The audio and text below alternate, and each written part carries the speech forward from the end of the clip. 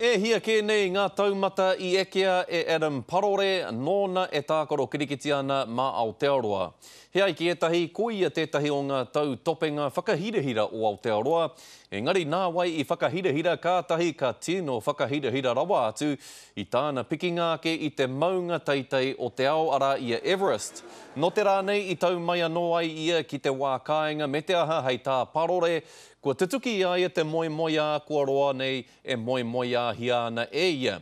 Aha kua kāri ia I tai ake ki te kōtihi I tāna pikinga tuatahi, kāri ia I tuohu, a no te pikinga tuarua ka tai. It's a bit of a war of attrition, to be honest.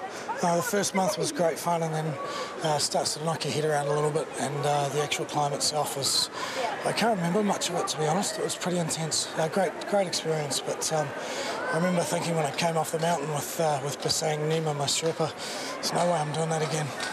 Neke atu I te kotahirau mano tāra te pūtea I kohia e Parore mo te Make-A-Wish Foundation. Kuia kai aia, nera